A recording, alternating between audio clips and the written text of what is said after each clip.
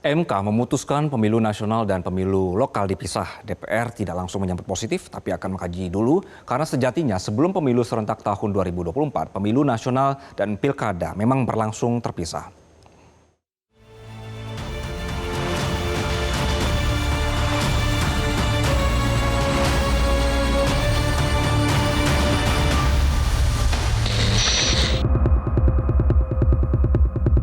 Hari Kamis 26 Juni lalu, muncul kabar mengejutkan.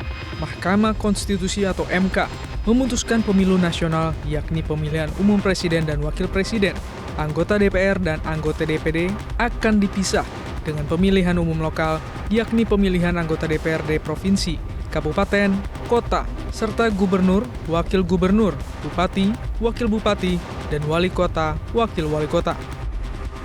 MK juga memutuskan pemilu daerah dilaksanakan serentak, paling singkat 2 tahun atau paling lama 2 tahun 6 bulan setelah pemilu nasional. Keputusan MK ini berangkat dari gugatan yang diajukan Perkumpulan untuk Pemilu dan Demokrasi atau Perludem terkait sejumlah pasal dalam Undang-Undang Pemilu dan Undang-Undang Pilkada. Perludem meminta agar pemilu untuk tingkat nasional dipisah dan diberi jarak 2 tahun dengan pemilu tingkat daerah. Dengan keputusan MK ini, membuka peluang pilkada atau pemilu daerah berlangsung pada 2031 mendatang atau 2 tahun setelah pemilu nasional 2029. DPR tidak langsung menentukan sikap atas putusan MK tersebut. Namun, Ketua Komisi 2 DPR RI, Muhammad Rifki Nizami Karsayuda menyebut bahwa dengan putusan itu, MK telah mendowngrade dirinya dari penguji norma menjadi pembentuk norma.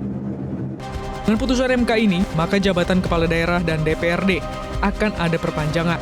Karena itu, Komisi 2 DPR juga mempertanyakan masalah ini dari segi konstitusionalitasnya. Implikasi dari putusan Mahkamah Konstitusi, di mana pemilu nasional dan pemilu lokal itu harus berjeda minimal 2 tahun sampai 2,5 tahun, di mana kita asumsikan kalau pemilu kita laksanakan 2029 dan pemilu lokal dilaksanakan 2031, maka pertanyaannya, apa dasar hukum kita melakukan perpanjangan masa jabatan gubernur, bupati, wali kota, dan perpanjangan masa jabatan anggota DPRD provinsi dan DPRD kabupaten kota? Sementara ketentuan di dalam konstitusi sudah jelas menyebutkan bahwa pemilihan umum dilaksanakan untuk memilih presiden, wakil presiden, memilih anggota DPR RI, DPD RI, dan DPRD. Pemilihan umum dilaksanakan 5 tahun sekali. Sejumlah hal itulah yang dibahas DPR dalam rapat konsultasi bersama pemerintah menyikapi putusan Mahkamah Konstitusi terkait pemisahan pemilihan umum nasional dan daerah.